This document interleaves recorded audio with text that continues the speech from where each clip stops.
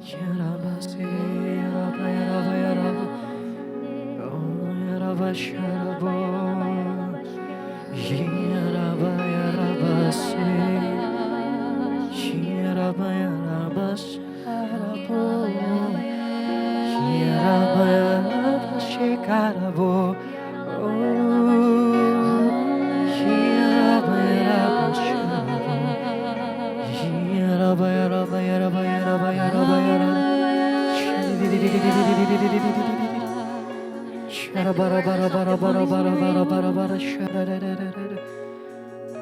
And your presence be manifested Amen. more and more stronger Yes. in this place, not only in this Yes. place but in our heart, in our lives, Tuhan. Kami mengucap syukur Roh Kudus untuk kehadiran-Mu di tengah-tengah kami siang sore hari ini, Tuhan. Kami generasi-Mu, kami anak-anak muda-Mu, Tuhan. Kami tahu, Tuhan, banyak hal yang terjadi dalam kehidupan kami. But when we sing together, mencintai seluruh perbuatan-Mu, Yes. artinya kita juga siap dalam segala konsekuensi yang mungkin hari-hari ini terjadi dalam kehidupan kita. Bahkan kita juga bisa menerima dengan kerendahan hati, Amen. dengan hati yang berserah Amen. seluruh perbuatan Tuhan di dalam kehidupan Yes. kita. Amen. Termasuk keberadaan kita hadir di tengah keluarga yang mungkin broken, di tengah orang tua yang tidak ideal dan tidak berperan. Bahkan di tengah-tengah jawaban doa yang mungkin belum terjawab hingga hari-hari ini. The words mencintai seluruh perbuatan-Mu, Tuhan. Ada satu hal yang akan kami pelajari sepanjang hidup kami, Tuhan. Yes. Terima kasih, Tuhan. Biarlah Tuhan segala impresi yang Roh Kudus perkatakan, yang Roh Kudus nyatakan, mulai daripada ibadah kami di awal sampai pada penyembahan kami, adalah impresi yang tidak hanya berhenti sampai kepada convictions, daripada templakan, tapi menjadi sebuah transformasi dalam kehidupan kami, Amen. Tuhan. Kami gak mau hanya sekedar menjadi pendengar, atau bahkan kami menjadi penerima saja, Tuhan. Tapi kami mau menjadi orang-orang yang melakukan, the doers, dan juga menjadi orang-orang yang menyaksikan, be the witnesses. Terima kasih Tuhan buat hari ini, Tuhan. Ajari setiap daripada kami, Roh Kudus. Dan hamba-Mu berdoa saat ini, Tuhan. Hamba-Mu berkata di dalam nama Tuhan Yesus, aku ikat segala kuasa, segala roh yang bukan berasal daripada-Mu, segala roh jahat yang mau membangun stronghold, yang mau menghalangi pemberitaan firman. Hari ini di setiap kami mendengarkan firman-Mu, Tuhan, dan setiap kami bersaat teduh ketika kami membaca firman-Mu, there's power that inflicted Amen. us, yang mau Yes. mencoba Yes. menjauhkan kami daripada firman-Mu, Tuhan. Saat ini, Tuhan, di dalam nama Tuhan Yesus, dalam otoritas Yesus Kristus, aku berdoa, kami patahkan, kami hancurkan di dalam nama Dalam Tuhan nama Yesus. Yesus. Biarlah segala tembok yang dibangun atas dasar keangkuhan manusia diruntuhkan hari ini juga, Tuhan. Biarlah kami sama-sama menjadi anak-anak muda yang mau sungguh-sungguh dibentuk oleh Roh Kudus, Tuhan. Terima kasih buat hari ini, Tuhan. Kami mengucap syukur di dalam nama Tuhan Yesus Kristus. Mari kita semua yang siap menyambut firman Tuhan, sama-sama kita katakan amin. Amin. Teman-teman semuanya boleh silahkan duduk dalam hadirat Tuhan. Terima kasih semuanya. So glad to be here. Seperti yang kita salah satu slogan di komunitas ini adalah everyone gathered. So it's very deep from our heart.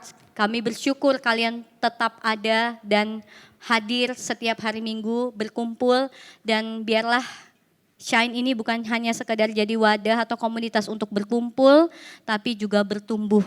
Tapi pastinya kalau mau bertumbuh perlu konsistensi. Jadi teruslah showing up, regardless apapun hari-hari ini yang teman-teman rasakan, tetaplah hadir dalam pertemuan-pertemuan ibadah. Yang mau katakan amin. Dan hari ini kita akan masuk dalam part yang kedua dari series prayer atau berdoa. Teman-teman, saya rasa ya semua orang yang beragama pasti berdoa. Dengan segala metode, dengan segala ritme, semua orang yang mengaku percaya kepada Tuhan berdoa. Tapi kita di Shine dalam 2 sermons minggu ini dan minggu sebelumnya, kita mau belajar doa secara alkitabiah, doa yang sejati itu seperti apa. Karena kalau kita bilang sekedar berdoa, bahkan firman Tuhan di dalam Yakobus 4 ayat 3 dikatakan begini teman-teman, kamu, mungkin kita ganti aja ya, kita berdoa juga, tetapi kita tidak menerima apa-apa. Ada yang pernah berdoa dan tidak menerima apa-apa? Saya. Karena kita salah berdoa. Sebab yang kita minta itu hendak kita habiskan untuk memuaskan hawa nafsu kita. Berarti setiap orang beragama, setiap orang Kristen berdoa. Tetapi tidak semua doa itu benar. Ya, kita bisa saja salah berdoa. Makanya series ini mengajarkan buat kita untuk kembali doa yang sejati, doa yang secara alkitabiah itu seperti apa.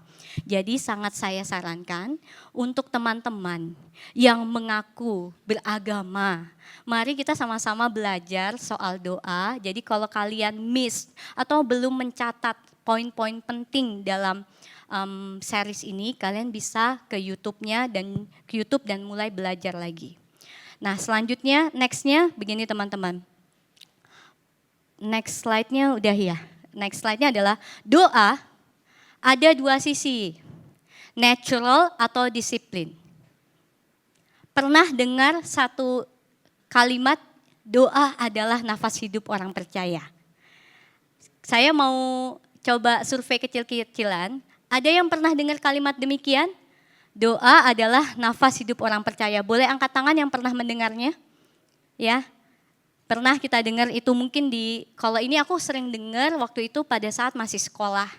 Ada kelas agama Kristen, gurunya juga suka bilang seperti itu. Doa adalah nafas hidup orang percaya. Dan pada saat itu ketika saya mendengarnya di sekolah minggu atau di sekolah, kayaknya waktu itu saya berpikir waktu kecil, berarti natural banget. Kita nafas gak perlu diajarin ya, kita nafas itu natural. Ya, kecuali kita ada sakit sehingga harus pakai tabung oksigen. Dan seiring saya bertambah dewasa, kok doa nggak senatural itu sih? Kok doa kalau nafas berarti kalau saya nggak berdoa harusnya saya mati dong. Hari ini saya tidak berdoa berarti saya mati dong. Karena sesignifikan itu kalau doa itu adalah nafas. Jadi sempat merasa skeptis dengan doa. Oh jadi orang yang berdoa ini hanya orang-orang yang tingkat rohaninya itu gembala atau tingkat rohaninya ini nabi gitu. Buat saya yang masih dalam tanda kutip masih jatuh bangun dalam dosa, doa ini bukan nafas. Doa ini adalah topping kalau milih ibaratnya kalau milih sorseli gitu ya, dia topping, nggak ada boleh ada boleh enggak. Nah, jadi buat saya doa ini natural apa enggak ya? Nah, kemudian ada sisi lain yang mengatakan doa itu adalah bentuk kedisiplinan. Ya, kita puji Tuhan ya berdoa nggak pakai berapa kali sehari gitu ya dengan ritual-ritual ya kan. Tapi kita bisa doa dalam tanda kutip kapan saja ya. Tapi doa kita tahu di Alkitab sebelumnya kita belajar minggu lalu seorang Daniel berdoa berapa kali sehari? 3 kali sehari. Berarti ada ritme doa. Kemudian juga para rasul ketika bicara kepada jemaat-jemaatnya, mereka memesankan atau mengajar untuk para jemaat itu berdoa. Berkumpullah bersama dan berdoalah bersama. Bahkan kita hari-hari ini dalam masa menantikan pencurahan Roh Kudus juga apa yang dipesankan oleh Tuhan untuk berkumpul dan berdoa bersama. Jadi doa ini ada sesuatu hal yang merupakan bagian dari kegiatan agama seseorang, identitasnya. Jadi kita bahkan bisa ngelihat kalau doa orang Kristen gimana, begini, doa orang Katolik bagaimana. Jadi bisa mengasosiasikan dengan agama seseorang doa ini. Nah balik lagi ke sini teman-teman. Kalau kita bilang bahwa doa itu adalah sesuatu yang natural, maksudnya adalah doa merupakan sarana untuk kita punya hubungan dengan Tuhan. Sehingga doa itu menjadi sesuatu yang sebenarnya relational dan terkadang spontan. Nggak ada ya yang relate ya, spontan? Iya. Jadi kalau natural, mana natural? Natural berarti doa ini adalah relational dan spontan. Gitu. Maksudnya apa kalau doa itu natural dan spontan?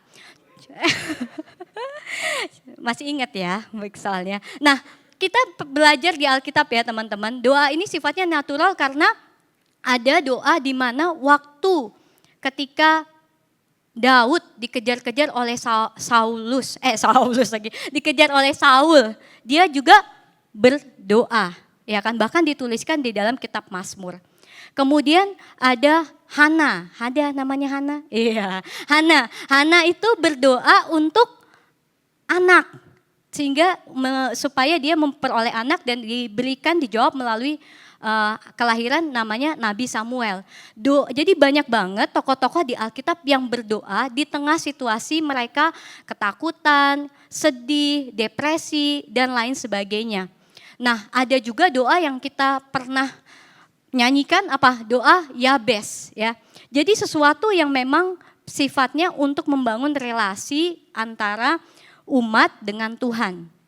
Ada doa yang spontan. Doa yang spontan adalah doa waktu saya mau melahirkan Tobias contohnya.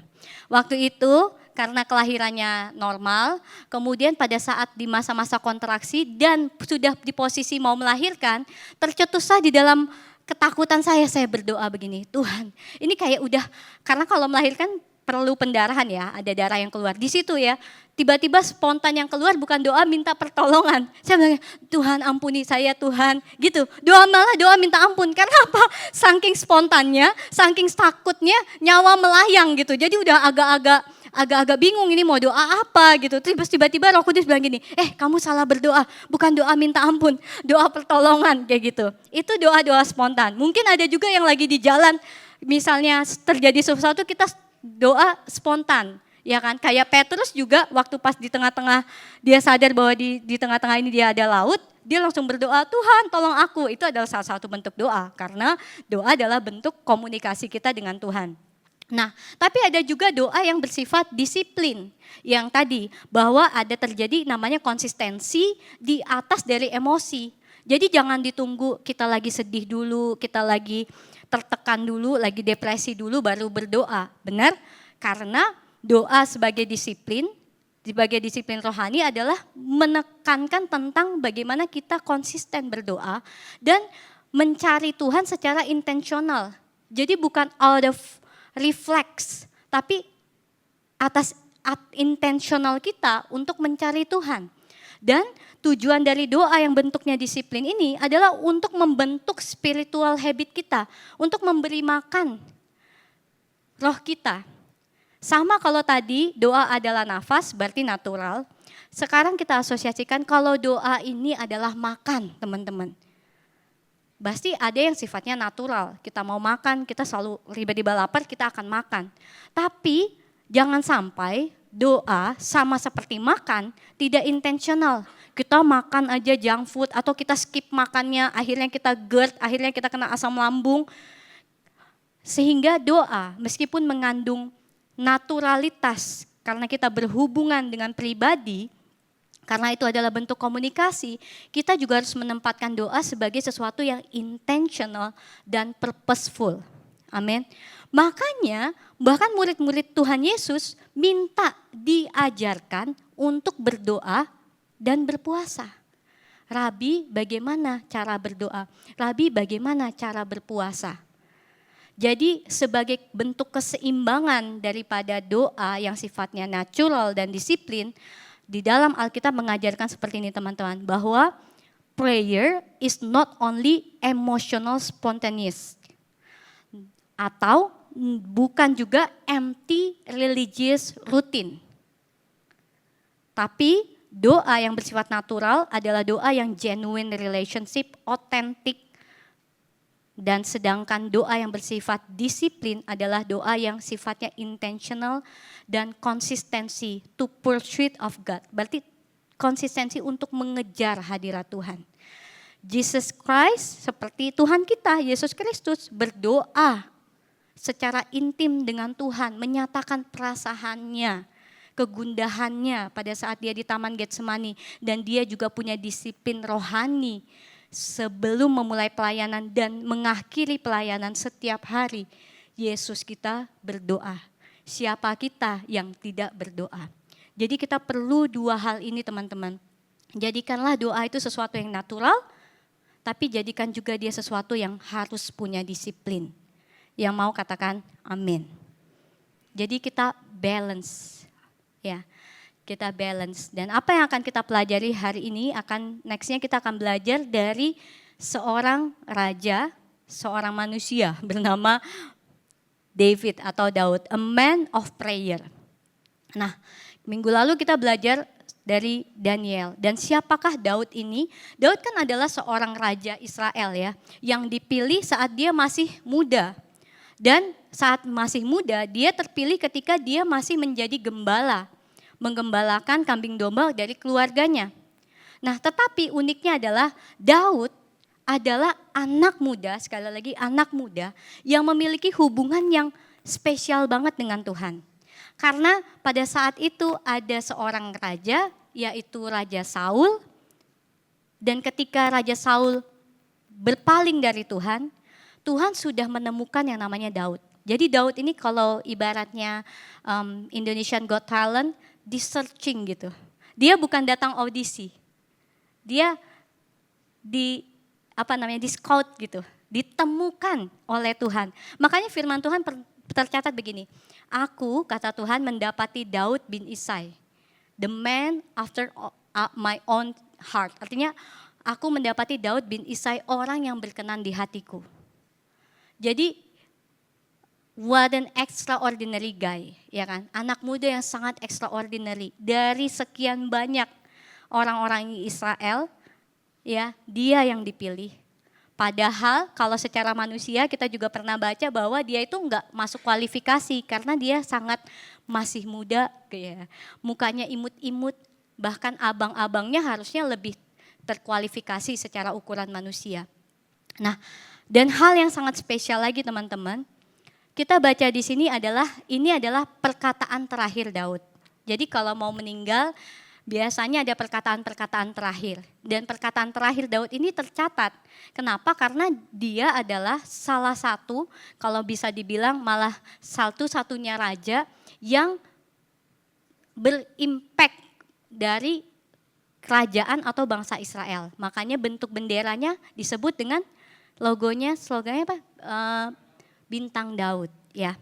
Nah, ini perkataan dia yang terakhir, yang pasti sangat penting sekali, ibaratnya perkataan wasiat gitu ya. Tutur kata Daud bin Isai dan tutur kata orang yang diangkat tinggi, orang yang diurapi Allah Yakub, pemazmur yang disenangi di Israel. Roh Tuhan berbicara dengan perantaraanku, firman-Nya ada di lidahku. Bisa bayangin teman-teman, seorang raja yang punya kedudukan secara otoritas kenegaraan, mengasosiasikan hidupnya, dirinya, di perkataan terakhirnya yang dia tekankan bukan dia sebagai raja. Kalau kita semua nih jadi punya title, apa sih yang kira-kira kita mau bilang? Perkenalkan saya, iya, ya kan? Biasanya perkenalan itu yang akan menentukan, itu hal yang membuat kita paling bangga deh, dikenal orang sebagai apa. Dan Daud, apa yang dia mau dikenal? Bukan sebagai raja, tapi sebagai pemazmur. Dan bukan cuma sekedar pemazmur, tapi orang yang dipakai oleh Tuhan. Dia sadar bahwa ada roh Tuhan yang berbicara dalam hidupnya dan firman-Nya atau perkataannya diasosiasikan dalam cara dia memimpin, cara dia bermazmur, in everything he do, dia asosiasikan itu dengan Tuhan. Karena dia sadar tanpa Tuhan dia bukan siapa-siapa. Kita pernah throwback misalnya ketika dia dia sendiri yang datang untuk melawan Goliat. Betapa iman yang saat itu luar biasa dimiliki oleh anak muda. Nah, ketika pada masa itu Daud menyatakan bahwa dirinya adalah seorang pemazmur, apa sih yang dimaksudkan oleh pemazmur itu sendiri. Mungkin kita boleh nextnya. Pemazmur adalah bukan sekedar seperti musician ya, atau worshiper yang memimpin dalam pujian, tapi someone inspired to communicate with God and lead others into worship. Jadi pemazmur ini bukan terasosiasikan dengan bagaimana dia bisa bermain instrumen. Meskipun Daud bisa bermain tadi kecapi ya. Tapi diasosiasikan bagaimana seseorang yang punya hubungan dengan Tuhan, berkomunikasi konsisten dengan Tuhan, dan menjadi alat Tuhan untuk membuat orang lain menyembah Tuhan. That's it. That's the definitions of psalmis atau pemazmur. Dan itulah yang mau Daud dikenal. Dia mau bilang, hey, aku adalah pemazmur. Dia bukan bilang, hey, aku adalah raja. Aku adalah pemazmur. Dan hidupku, perkataanku dipakai untuk memperkenalkan Tuhan buat bangsaku. Nah, makanya Mazmur itu adalah prayer book untuk orang Israel. Jadi bayangkan seorang raja tapi punya karunia kenabian. Kenapa? Karena dia punya hubungan komunikasi dengan Tuhan. Dan saya percaya kita semua di tempat ini, generasi ini adalah generasi yang mau menjadi penyembah dan pemazmurnya Tuhan. Mau terlepas kita full timer atau enggak, mau terlepas kita guru, kita pegawai, kita pelajar, bahkan seorang raja aja humble enough untuk punya consistent prayer, sehingga dia bisa menghasilkan mazmur. Kenapa kita tidak mengikuti jejak yang sama? Dan mazmur itu sebenarnya adalah doa yang dinyanyikan. Nah, makanya buku Mazmur sendiri atau kitab Mazmur itu terdiri dari 150 pasal dan akhirnya 73 atau hampir setengahnya diatribusikan ditulis oleh Daud. Dan ini adalah salah satu atau sekian banyak Mazmur Daud yang sangat terkenal. Salah satunya adalah Mazmur 23. Tuhan adalah gembalaku yang baik. Dan pasti inspirasinya dari mana? Dari hidupnya sendiri, karena dia adalah gembala. Amin. Siapa tahu di sini ada yang teman-teman lahir dari keluarga broken home. And it will become your song. Ada orang-orang yang mungkin diangkat Tuhan. Dari orang-orang yang gak punya siapa-siapa. Apa-apa. Tiba-tiba Tuhan kasih promosi lewat pekerjaannya. That will become your song. Dan itulah sebenarnya Mazmur. Mazmur adalah kumpulan collections of prayers, koleksi ya, doa-doa yang mengajarkan orang untuk berdoa through every season of life. Makanya kita lihat Daud bahkan ketika dikejar-kejar oleh Saul, dia tulis Mazmur. Waktu dia dikejar atau mau dikudeta sama anaknya, dia tulis. Dan waktu dia mengalami kegagalan terburuk dalam karirnya sebagai raja, yaitu jatuh dalam dosa, dia juga tulis. Dan memang Alkitab adalah buku yang di dalamnya tertulis sesuatu yang sifatnya deskriptif. Saya ajarkan lagi, dan preskriptif. Deskriptif artinya apa? Kadang-kadang, seringkali tidak disensor. Ya, Yesus dari garis keturunannya lah ada Rahab yang adalah pelacur non-Yahudi. Ada lagi Rut yang janda. Kemudian ada apa lagi? Daud yang jatuh dalam dosa. Jadi seotentik itu Alkitab kita, tapi kita tahu di dalam keotentikan Alkitab ada hal-hal yang bersifat deskripsi ya, menceritakan bagaimana Simson juga jatuh dan kemudian bangsa Israel jatuh bangun. Paulus pernah mengejar menjadi pembunuh, Petrus pernah mengkhianati, itu deskriptif teman-teman.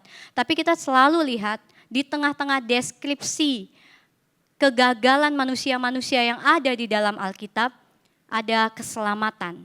Dan itu juga sama berlaku dengan hidup kita. Kalau hidup kita adalah kitab Dillon mungkin ya. Kitab siapa lagi di sini? Kitab Nelly, kitab Devara, kitab Cynthia, kitab Peter. Kalau mau dibaca dalam hidupmu, jangan berhenti sampai kegagalan. Oh dicatat nih, kegagalan. Ya nggak apa-apa, gak pernah gagal. Siapa sih yang nggak pernah gagal? Pernah jatuh dalam dosa? Ya nggak apa-apa. Tapi jangan sampai berhenti di situ. Yesus lahir dari tengah-tengah silsilah yang berantakan. Kalau hidup kita adalah kitab, tuliskanlah kisah Roh Kudus, kisah Tuhan di dalam hidup kita. Makanya teman-teman yang bersaksi lewat testimoni tadi, kamu sudah menuliskan kisah hidupmu bersama dengan Roh Kudus. Dan selanjutnya kita akan belajar dari satu saja pasal Mazmur 51. Kalau di dalam terjemahan lain, judulnya adalah doa minta ampun.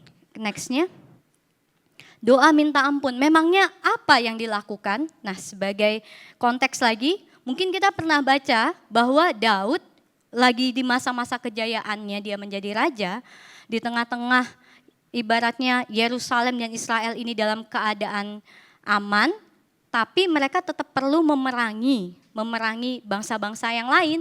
Nah yang lain pergi berperang, Daud tidak berperang. Tapi Daud santai-santai di loteng dan melihat sesuatu yang tidak pantas dia lihat. Yaitu adalah istri orang lagi mandi. Udah istri orang lagi mandi, dia ambil istri orang itu, dia berzina. Dan epiknya lagi, dia merencanakan pembunuhan untuk siapa? Suami dari Batsheba. Uria namanya. Uria ini adalah salah satu panglimanya. Ya, salah satu panglimanya dan direncanakan pembunuhan supaya dia mati, Uria mati di medan peperangan. Dan bayangkan teman-teman, orang yang wah kisah hidupnya luar biasa, dipanggil, dipilih oleh Tuhan, ketika tidak dalam waspadalah, ya, berjaga-jaga, orang yang rohani sekalipun bisa jatuh, ya. Makanya bahkan kalau dalam sumber yang lain yang dibaca ya adalah ketika bangsa Israel ini bangsanya, maksudnya kayak prajurit-prajurit lain, orang-orang kepercayaannya pergi berperang, dia tidak berperang tapi dia malah jelalatan gitu matanya, ibaratnya kayak gitu ya teman-teman. Sama dengan kita. Ketika kita mungkin sudah sampai di posisi, kita udah sampai, dulu aku hidupnya hancur sekarang aku udah pelayanan, udah menggembalakan. Tapi kamu masih main-main dalam dosa, maka ada konsekuensinya. Seperti yang Daud alami ini. Dan dia juga, by the way dia tetap otentik ya, dia tulis ketika dia minta ampun karena Nabi Nathan menegur dia pada saat itu. Dan ketika ditegur, apa yang Daud lakukan? He choose humility and public repentance before God. Dia rendahkan hati dan memilih untuk bertobat, bahkan secara publik. Sesignifikan itu karena dia adalah seorang raja. Jadi perbuatannya ini diketahui oleh pegawai-pegawai istana. Ya kaget gak pegawai istana? Misalnya tiba-tiba datang, ini bukan nyonya saya ini siapa ini? Silahkan dibawa masuk ke kamarnya raja. Menurut teman-teman, apa responsibility dia sebagai pemimpin? Minta ampun di kamar pribadi? No. He did something that he know that he ought to do that. Dia sebagai raja, dia minta ampun. Karena pegawainya tahu, panglimanya yang lain tahu bahwa kan karena disuruh. Panglima itu kan disuruh kayak taruh aja dia di depan biar mati. Nanti kalian mundur. Ih tega banget ya. Misalnya gini, Jeb kamu maju ke depan, Aldo kamu mundur. Matilah kalau Jeb di situ kan. Aldo tahu nggak perbuatan saya yang menyuruh? Tahu, makanya dia mau bertobat. Minta ampun lah gitu ya. Nah habis itu dia kenapa? Bahkan dia tulis. Dia bilang gini untuk pemimpin kor itu apa? Paduan suara gitu ya. Mazmur karangan Daud setelah ia ditegur oleh Nabi Nathan karena berbuat zina dan lain sebagainya. Kasihanilah aku ya Allah karena engkau tetap mengasihi, hapuskanlah dosaku karena belas kasih-Mu yang besar, basuhlah segala kejahatanku, bersihkanlah aku dari dosaku. Dan ini kita baca sama-sama ayat yang 5 yang di bold, 1, 2, 3. Sebab kuakui kesalahan-kesalahanku, dosaku selalu kuingat-ingat. Terhadap engkau saja aku berdosa. Amin. Seringkali ini adalah konsekuensi teman-teman. Dosa selalu kuingat-ingat. Ini konsekuensi. Dosa yang kita lakukan, karena kita ini ciptaan Tuhan, diciptakan untuk serupa dan segambar dengan Dia. Ketika ada dosa yang kita lakukan secara sadar, teringat dosanya. Bukan Tuhan loh yang ingetin dia, dalam artian Tuhan memang menegur melalui Nabi Nathan, tapi Tuhan gak kondem, gak intimidasi.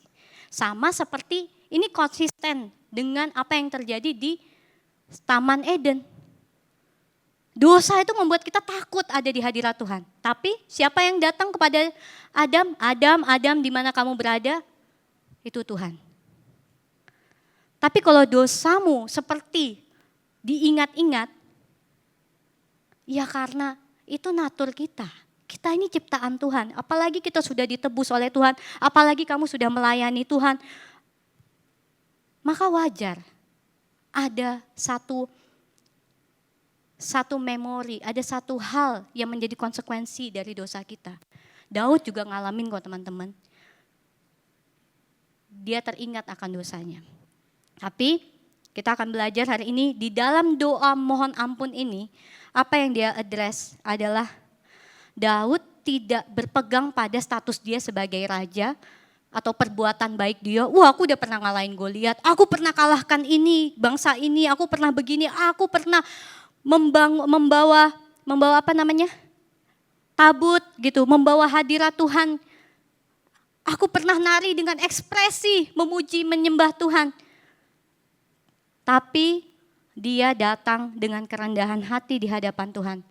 He appeals completely to God's loving kindness, mercy, and compassion. He doesn't focus on his status. Mau dia raja kek, mau dia pelayan Tuhan kek. Every sins that you commit, we must acknowledge that we make God's heart broken. Karena gini, terhadap engkau saja aku berdosa. Kalau kita cuma sampai bilang gini, aku nipu orang, aku minta maaf sama kamu. Seringkali only comes to the convictions. Gak ada perubahan hidup. Karena kamu hanya merasa bersalah kepada orang yang kamu sakiti. Kamu tidak merasa bersalah kepada Tuhan yang mati untuk hidupmu. Kita belajar dari Daud. Dia menyadari kesalahannya adalah kejahatan kepada Tuhan. Jadi fokusnya di sini teman-teman adalah nextnya kita belajar bahwa stop untuk justifying ourselves. Ada begitu banyak hal yang membuat kita jatuh dalam dosa. Kantor yang toksik lah, orang tua yang toksik lah. Tapi stop justifying ourselves and openly admits I have sinned. Saya telah berdosa. Stop making excuses and face our sin honestly before God. This is the prayer that is natural, authentic. Kemudian di ayat berikutnya dikatakan seperti ini. Create me in a clean heart, O God. Dan ada salah satu ayat, the best that we can pray over the scripture. Ketika kita berdoa minta pengampunan adalah, jangan ambil rohmu daripadaku. Do not cast me away from your presence and do not taken your Holy Spirit. He prayed Daud berdoa untuk inward renewal, not just the removal of guilt. Kan tadi gini, Daud kayak dipenuhi dengan dosanya nih, dia inget-inget gitu, teringat akan dosanya. Seringkali kita hanya berhenti sampai, Tuhan aku minta ampun. Ambil rasa bersalah ini. Tapi another step that we need to do is minta di-renew sama Tuhan. Supaya kita tidak melakukan hal yang sama. Kita tidak jatuh dalam dosa yang sama lagi. Karena sin is deeper than behavior. Kadang-kadang dosa itu bukan tindakan saja. Dosa itu bicara soal identitas yang salah. Gambar diri yang salah. Jadi jangan cuma fokus pada berhenti pada tindakannya. Tapi fokuslah pada pembaharuan hati dan pembaharuan pikiran dan pembaharuan hati. Di dalam sumber yang saya baca dikatakan gini, David recognized sins is not only an outward actions, but also an inward conditions of the heart. Daud berdoa untuk inner transformations, not just external forgiveness. Pada saat itu, Daud belum mengenal kematian Yesus Kristus di kayu salib. Karena itulah dia begitu amat sangat memohon, jangan ambil rohmu daripadaku. Seringkali kita tidak menyadari konsekuensi dari dosa adalah keterpisahan kita dengan rohnya. Rohnya masih ada pun kita nggak merasakannya. Karena hati kita masih salah. Makanya di prinsip doa yang pertama adalah ini teman-teman. Prayer is meant to be authentic communications with God and a dependence on His mercy. Nanti kalian akan tahu ada satu lagi kitab yang membahas soal kejadian ini teman-teman. Jadi ada Mazmur 81 dan ada 2 Samuel. Yang membahas apa yang terjadi di tengah-tengah Daud mohon ampun di hadapan Tuhan. Doa bukan cuma sekadar kita berkomunikasi untuk meminta sesuatu. Tapi hari ini kita juga belajar doa juga adalah bentuk kita mohon ampun di hadapan Tuhan. Sebagai komunikasi yang otentik dengan Tuhan dan kebergantungan kita pada belas kasih-Nya. Dan selanjutnya, sehingga tadi doa yang disampaikan oleh Daud nantinya akan menjadi doa mohon ampun yang tidak hanya bicara soal guilt atau rasa bersalah, but it is also talking about restorations, tentang pemulihan. Karena dikatakan lagi seperti ini, dilanjutkan ya, Oh Lord, open my lips that my mouth may declare your praise, for you do not delight in sacrifice, or else I would give it. Kalau Tuhan nih bisa disogok dengan persembahan, dengan perpuluhan, dengan korban, Daud bilang, I do it. Tapi dia mengutip 1 Samuel. Pray over the scriptures, seperti yang minggu lalu kita belajar. Daud mengutip, you are not pleased with burnt offering. Karena Samuel pernah ngomong begitu. Firman Tuhan dia pernah dengar. Soal Tuhan gak tertarik tuh sama kegiatan agamawi kita. Kalau kita gak punya broken spirit. Kalau hati kita ini gak minta ampun. Doa yang berkuasa bukan berdasarkan perkataan kita, tetapi firman-Nya. Dan Daud mau tunjukin di dalam doanya, Tuhan aku tahu. Kalau ibaratnya di bahasa sehari-hari, Tuhan aku tahu Engkau gak bisa disogok. Yang Tuhan mau kan hati yang hancur ya. Hati yang remuk Tuhan gak pandang hina. Itu. Kita juga apalagi udah lengkap firman-firman yang bisa kita kutip nih dalam doa kita. Kita gak perlu janji apa-apa. Tuhan, aku janji aku gak bakal jatuh lagi dalam dosa ini. Just say the word. Tuhan, hati yang hancur, Engkau terima. Bulu yang terkuat tidak akan dipatahkan. Api yang padam nyalanya, enggak akan, habis itu dimatiin apinya, gitu. Enggak. Come back to Him, to the word of God. Kalau kamu pikir dosamu udah paling hancur gitu ya, itu banyak banget di Alkitab yang lebih hancur. Tapi Tuhan masih mau pakai. Selanjutnya, jadi Daud tadi mengutip firman, pray over the scripture. Mazmur menunjukkan bahwa Daud enggak cuman berdoa dari empty words. Dia memang mengutarakan, sering banget dia mengutarakan emosinya, perasaannya. Dia bilang bahkan ya, ada satu ayat di mana dia bilang sakitnya itu seperti sakit yang nusuk-nusuk pinggang. Saking sakit hatinya. Pernah gak sakit hati sampai gitu? Saya pernah. Gak usah ditanya sama siapa. Siapa yang bingung mau nanya gitu kan. Sakitnya udah bingung, sakit gitu. Apa ini disantet? Enggak, emang sakit hati aja. He pray by remembering and responding to God's character.